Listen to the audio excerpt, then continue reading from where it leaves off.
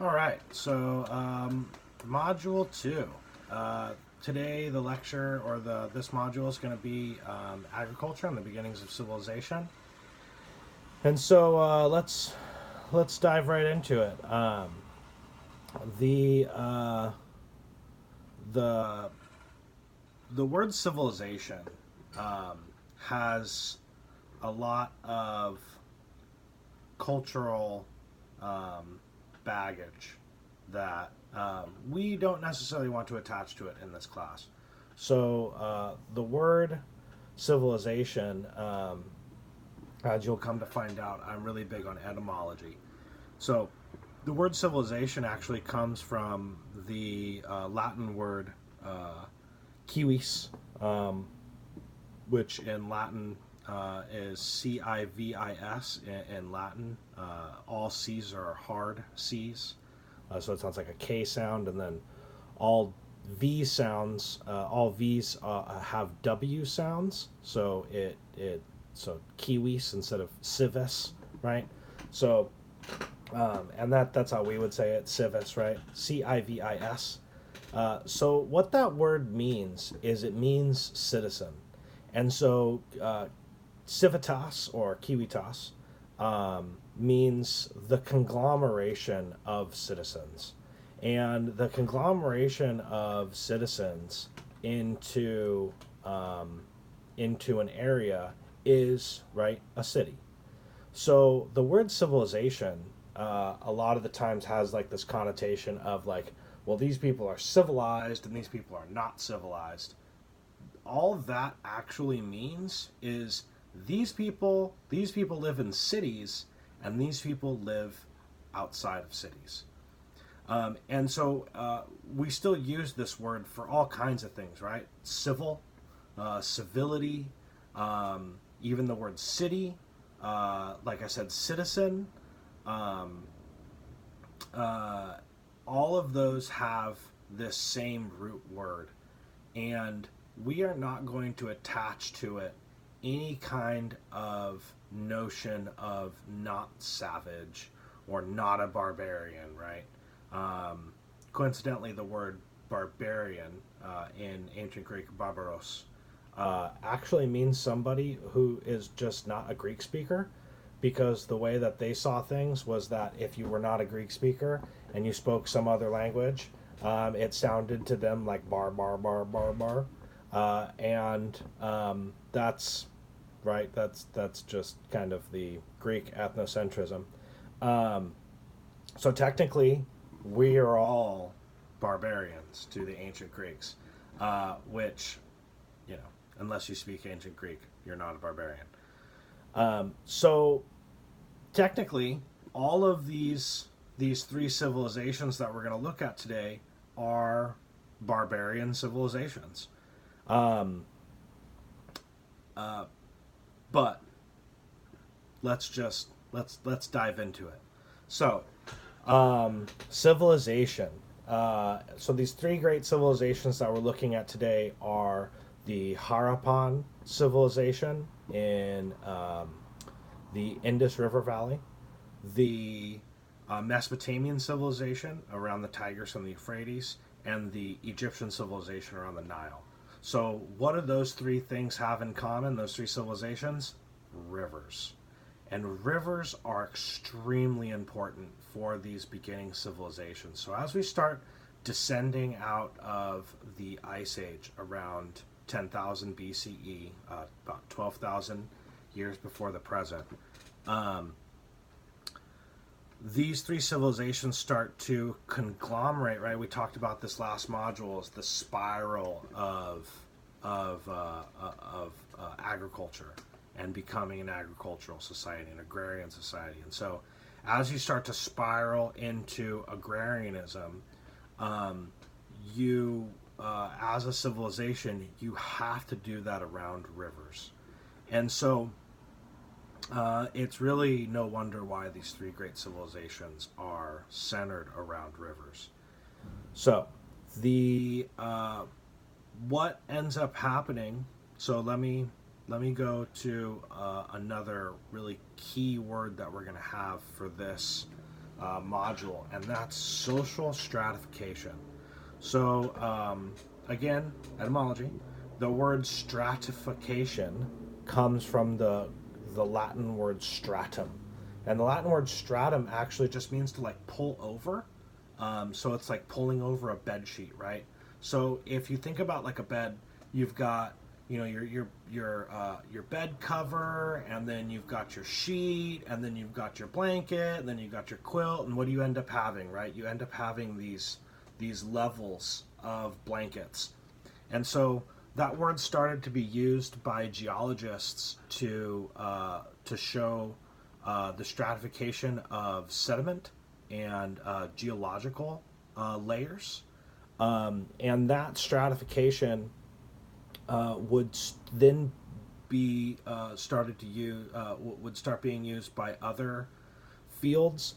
And so you have what we talked about last module, right? Gender stratification, where you have women becoming subservient to men out of the hunter-gatherer subsistence cultures, these nomadic cultures, into agrarian cultures, and that egalitarianism starts to disintegrate, and you end up with this stratified culture of gender. Well, you also end up with social stratification, and social stratification is essentially socioeconomic stratification. And that socioeconomic stratification essentially looks like a pyramid, right? So you've got a really small number of very powerful people at the top, and then you have a greater number of middle class, semi elite people, and then you have this huge chunk of the population at the bottom. And so that stratification shows power dynamics. It shows work, right? What people are working at. The people at the top are not doing agriculture, right? The people at the bottom are doing agriculture. And then the people in the middle are doing a lot of these tasks and professions that become freed up by this social stratification. So one of the things that is really important to understand here is that when you start to socially stratify, you take, so in a subsistence culture, in a hunter-gatherer society, nomadic cultures, you have 95 to 99% of the people in the culture, and that includes men, women, and children, all doing foodway activities. And those foodway activities, when you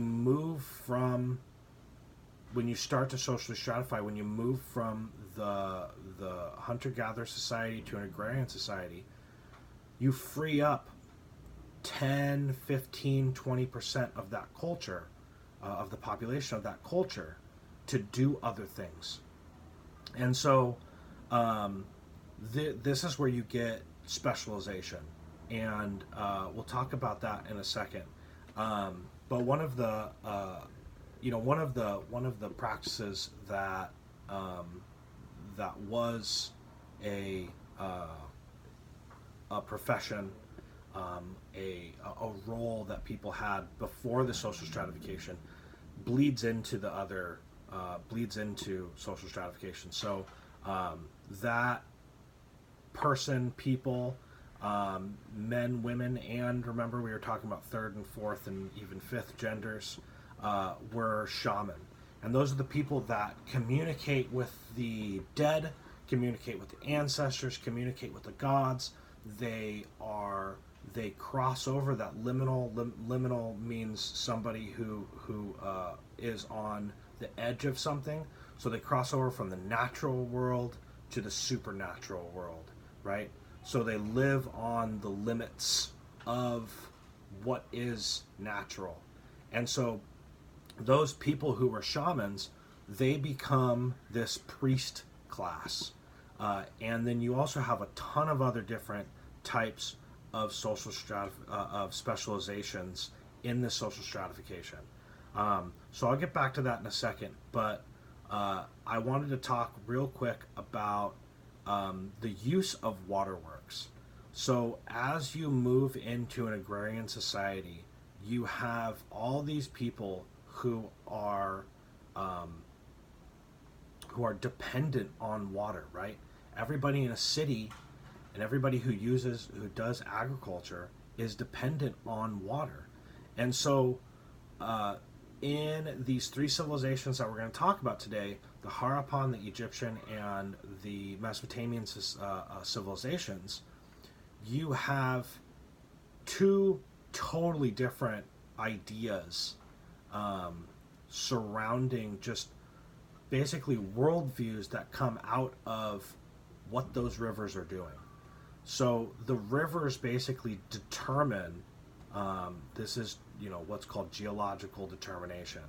Um, and so that river and how the river acts basically goes into the rest of society and informs the rest of society and the rest of the culture on their worldview, right? So in Egypt, so let's just look at Egypt and Mesopotamia right now. So in Egypt, the Nile is incredibly predictable.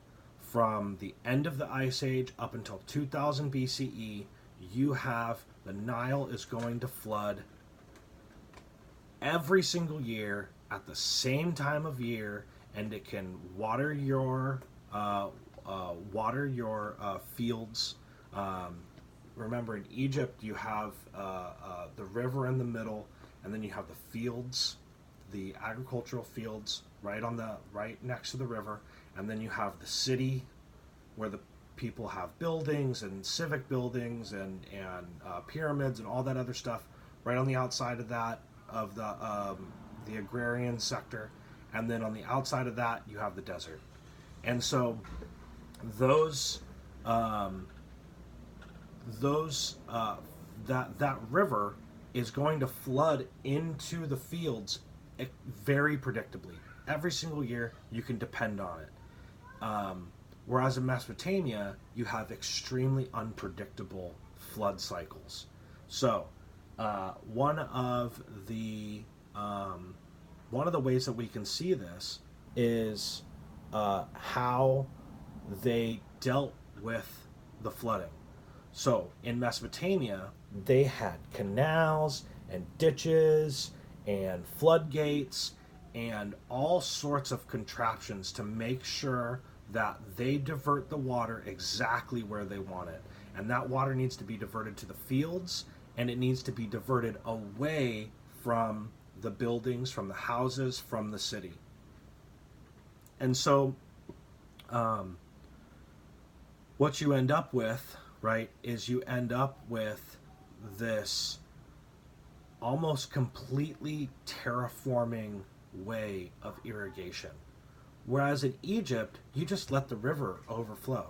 And maybe every once in a while you need to get like a bucket and like dip it in the river and put it in the canal, put it in the irrigation canals for your fields. But your fields are right next to the river, so you don't have to go very far.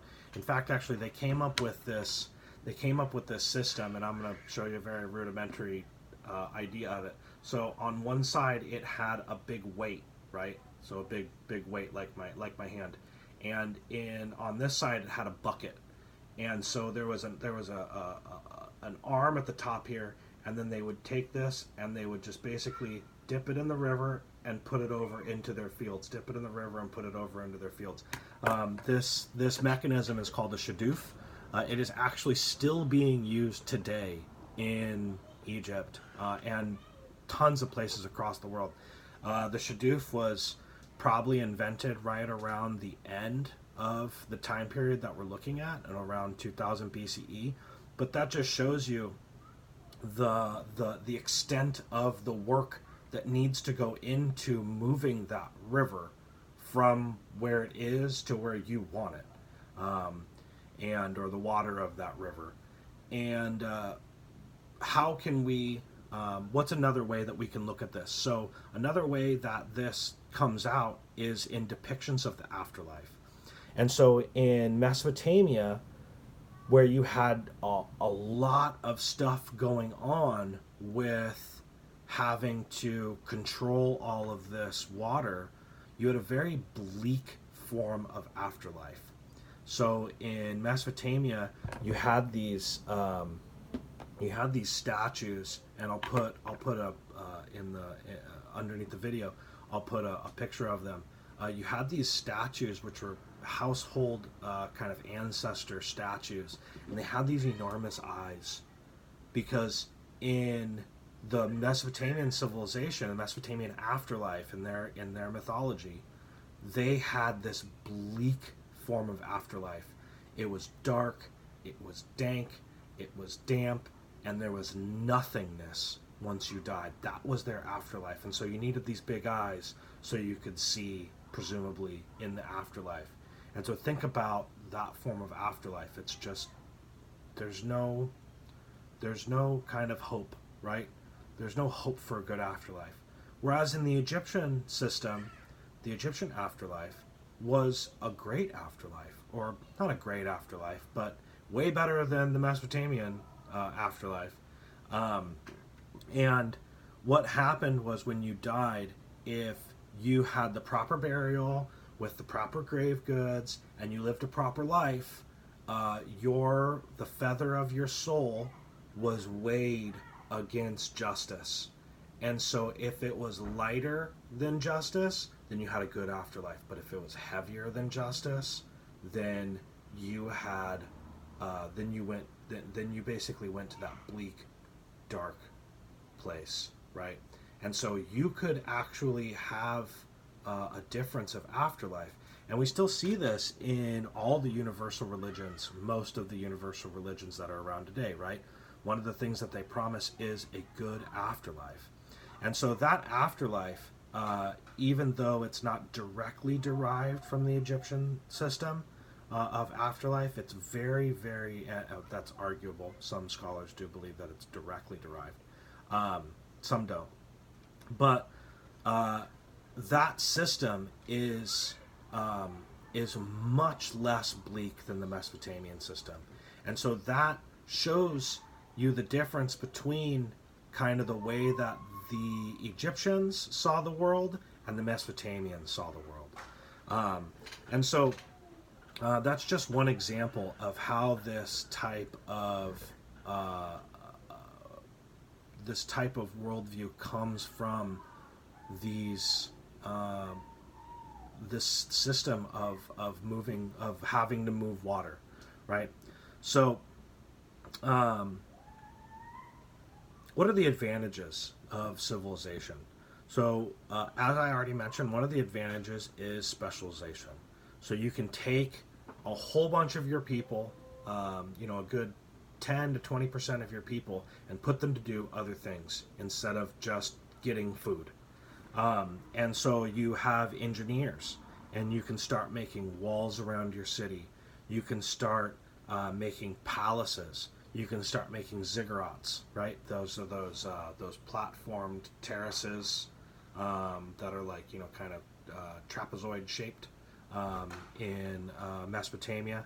And then the Egyptians would take one ziggurat, a big ziggurat, and they put like a little ziggurat on top of it, and then another little ziggurat on top of it, another little ziggurat on top of that, and what you end up with is a pyramid. And so, which was developed by the pharaoh Djoser in the third dynasty, and so that was called the stepped pyramid. And then by the fourth dynasty, they were taking out those steps. It wasn't steps anymore. It was a classic pyramid shape. And then the other thing that you have is you have people making ovens. And ovens are really, really important because, one, you can bake bread, and we'll get back to that in a little bit. But you can also bake bricks. And baking bricks is extremely important to building materials, because a baked brick in which you control the fire, you control the heat of the brick, can be way stronger than a sun-baked brick. So a lot of the bricks beforehand were just sun-baked. And lower classes of people still use sun-baked bricks in all three of these civilizations. But in more important buildings, they would use oven baked bricks. And a lot of those bricks and a lot of those buildings that they made are still standing till this day. That's how strong those bricks are. And of course, the building itself isn't exactly like it was, but you still have it at least a lot of the times kind of, if a wall was this tall, you have like this bottom part of the wall still made of these bricks that are 5,000 years old. And then the other thing that you can do is you can bake bread. And baking bread is also really important because then you can keep it for longer. If it's got like this kind of hard exterior, it's less. It succumbs less to the environment. It goes bad, not as quick, right? We have lost a lot of this technology that was used for keeping and preserving foods because we have refrigeration. And so we don't need artisan breads anymore. Although you can go down to Sprouts or Trader Joe's and get a loaf of artisan bread. It's not going to be as hard as a traditional bread is, but that's kind of the same idea. And a lot of the times they're just made with artisan grains. But anyways, so bread. The other thing is that they build these granaries, right? And in these granaries, you keep grain. And when the grain, it probably just so happened to spoil in certain places. And then somebody came up with the genius idea of drinking that spoiled, the liquid that came from that spoiled grain. And it made them feel funny. And they liked it. And we still like it till today because that's beer. So, and then once they start to realize that if you put some type of sugar in with that grain, and you put a certain amount of water, certain amount of sugar, certain amount of grains, then you can make really good beer. And that beer and bread becomes the basis for a lot of the diets in Mesopotamia and Egypt. And the Harappan cultures. So you also have metallurgists, people that work with metal. And metallurgists are developing one really important metal right in this time period. They already have copper and they have tin. And then they realize that if you put a little bit of tin in with the copper, it makes bronze. And bronze is way stronger than copper. And you can take that bronze and you can make farming equipment, you can make weapons, and they're going to hold up a lot longer than anything that you have up until that point. You also have scribes, and we talked about that last time. This is like one of the first specializations. And scribes are going to start writing history. They're going to start writing administrative records. Lists of kings, and they are going to write trade records and mythology. And so all of those things start to encompass what it means to be civilized, right? And we start actually moving into history instead of being in prehistory. The other thing that you have is you have priests. You have a priestly class. And so you move away from the shaman style to this priest class, and those priests. So one of the things that I wanted to talk about here is, and this really shows this gender stratification, is the Egyptian goddess Taweret, and Taweret is a hippopotamus goddess. And she performs apotropaic magic. So apotropaic, A-P-O-T-R-O-P-I-A-C, apotropaic. P-A-I-C, sorry.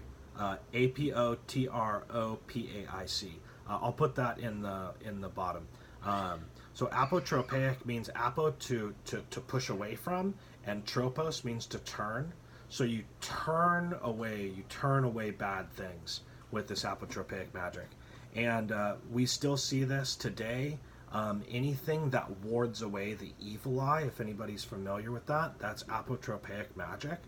And so these little Tararet figurines start to become more and more and more popular to ward away evil, and in so doing, Tararet's importance moves the from the household gods, from the kind of the place of women, to these government buildings and these huge religious buildings.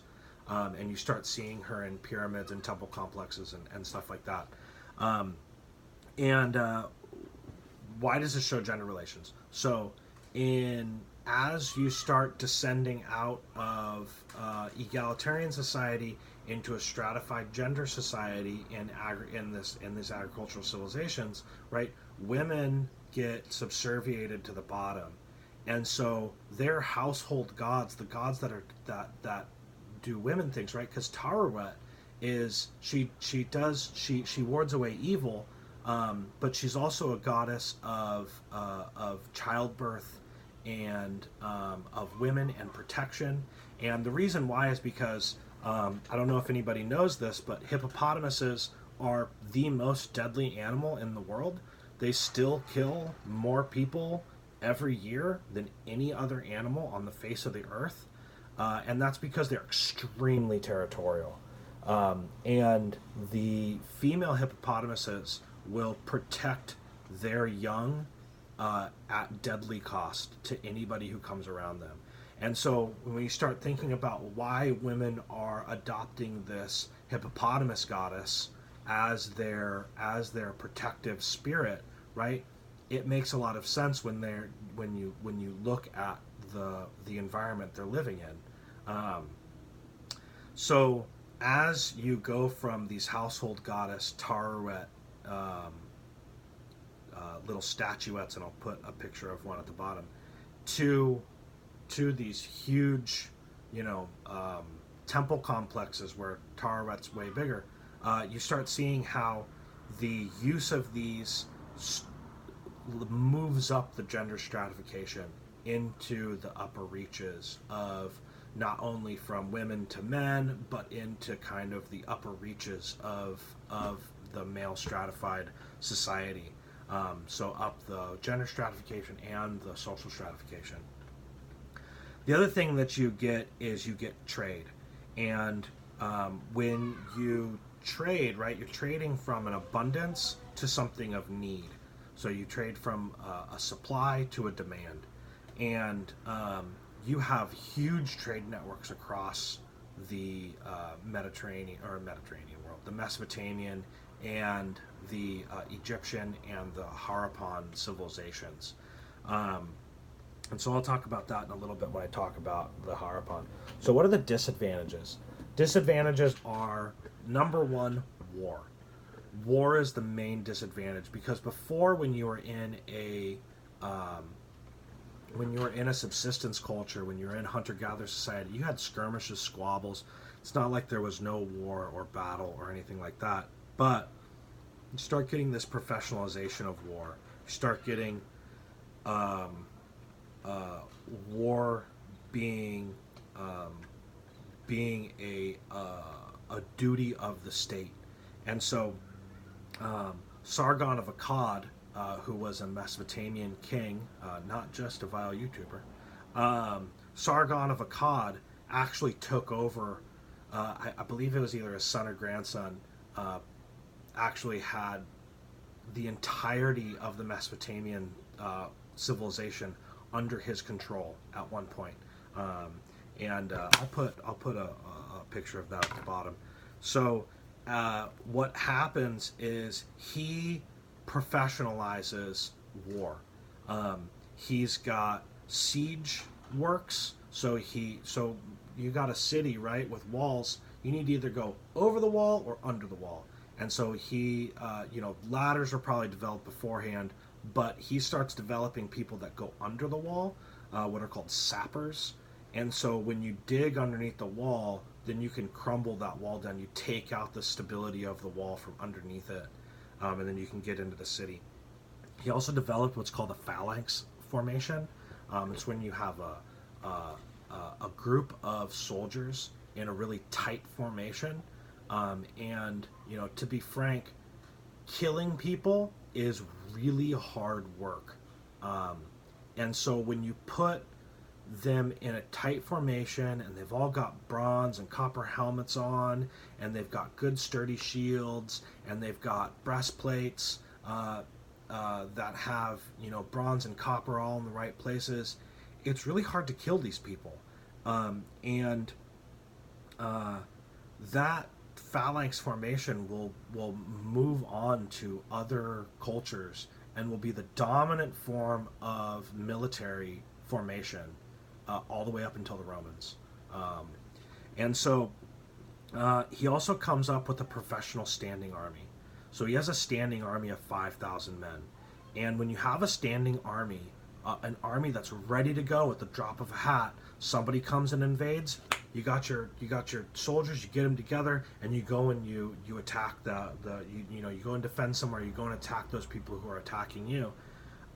That's a really important system that becomes more and more used throughout time. So you also have this consolidation of states. So as I talked about Sargon of Akkad, right? He consolidates all of Mesopotamia into one state. He basically creates the first empire, because all these little cities, right? Not little cities, big cities, right? All these cities are little city-states, and those city-states, they don't have to pay anybody, right? They're enclosed in themselves. But what he does is he takes over a bunch of them. I think it's 34 city-states that he gets taxes from, and he creates an empire. And so that was one of the first empires in history, and it's a really important use of this warfare to create a new kind of culture, right? A new form of government. And so the other thing that I want to talk about is in Egypt, you have, this is really confusing for most people. So Upper Egypt is actually South Egypt, because if you think about the river, think about a river, right? So a river runs from the high point to the low point. So the upper point to the lower point. So in Egypt, that's going to be backwards to your geographical ideas of the way Egypt should be laid out, right? So North Egypt is called Lower Egypt, and South Egypt is called Upper Egypt. So that's one of those really confusing things that people get that often throws students for a loop. So I wanted to show you this picture right here. So right here we have, so this right here is the crown of, I might get this wrong, I think this is Upper Egypt. So this is South Egypt. And then see this black crown behind that? That's the crown of Lower Egypt, of North Egypt. And so when these two states get consolidated into one, that turns from this crown and this one separately, this black one separately, into this combined crown right here, which Horus is wearing, or this is the god Horus. So, and I'll put a picture of that at the bottom as well, and maybe a correction. But I think I'm right about that. Anyways, so as we go on from other issues of civilization, another big issue is drought. So in a subsistence culture, hunter-gatherer society, if you have drought, what do? You just pick up everything and move, right? You get out of Dodge. There's no reason to stay somewhere where there's drought. Well, if you've got a field and buildings and a house and pyramids, you can't just pick up everything and move somewhere. You have to deal with it. And so when drought hits, it's devastating, devastating to these civilizations. And so all three of these civilizations crumble in about 2000 BCE because the climate shifts, and you get a dry period, and the rivers stop overflowing, stop flooding at certain points in the year, and you have not enough water to move about your agrarian cities or your agrarian fields. And so another thing that is rampant in these civilizations is disease. When you have water that's coming in and going, right? The water that's going out, you can put your waste products in that water that's going out in sewer systems and get rid of it. And that's exactly what you want to do, right? And so all three of these civilizations actually develop open and closed sewer systems. So open air sewer systems are just ones that run without anything covering them. They also have closed sewer systems. In fact, actually, the Egyptians come up with copper piping, I think like 2400 BCE. So you might be in a building right now, or in your house, you might have copper piping in the building, because that's still the technology that we use. In fact, actually, a lot of buildings in the modern day have gone to plastic, and plastic sucks, so they're going back to copper. People want copper piping in their for their water, their plumbing in their house. So not everybody had copper piping in Egypt. Just the highest parts of the social stratification had copper, but they did have it. The Mesopotamians had clay pipes.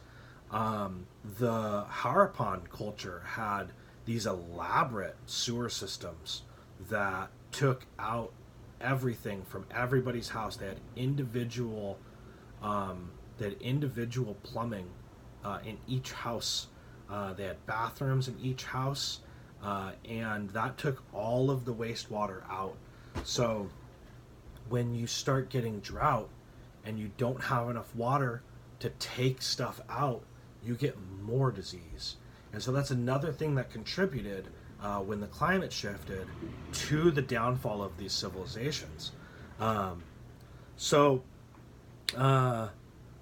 you've got the Egyptians and the Mesopotamians, and those two we know a lot about because we can decipher their writing. Well, and it took a long time to decipher their writing. It wasn't possible without for the Egyptians, nobody knew what hieroglyphs meant for the longest time until we found the Rosetta Stone.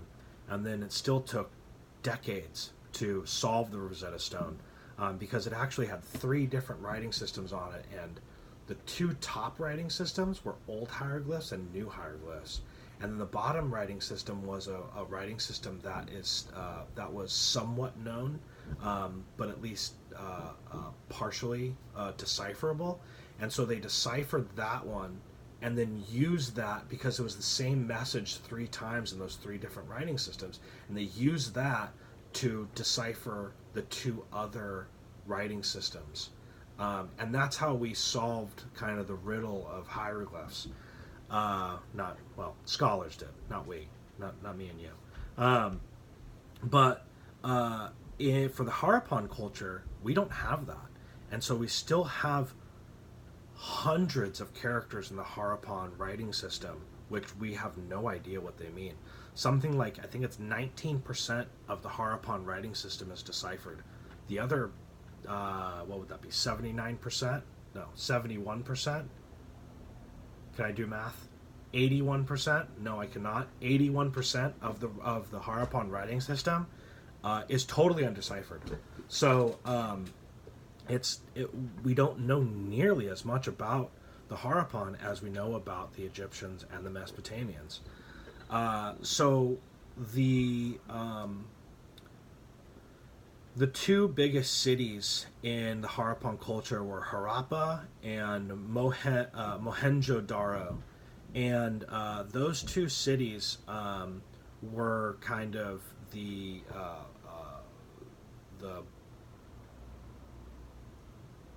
the essence of their culture. You can decipher a lot of their culture from these two cities. They had hundreds of cities. In fact, actually, of these three civilizations, the biggest one was the Harappan civilization, and so um, these this civilization, the Harappan civilization, was on the Indus River, and that had regular flooding. So think about how different the Mesopotamian and the Egyptian culture are. And so the Harappan civilizations they're going to have a worldview more like the Egyptians. Well, they did, but they did not have the same level of social stratification. And the way that we know that is because in each of the cities, the biggest buildings are not temple complexes, are not government buildings, not palaces, not pyramids. They're public baths. And these public baths probably perform some type of ritual bathing. And we know that ritual bathing is still really, really important for the people of India today. In fact, millions of people every single year brave the Ganges River, which is one of the most polluted rivers in the world, so that they can ritually bathe and cleanse themselves, even though they catch a bunch of diseases. And that is probably the reason why these public baths were in use in Harappan culture.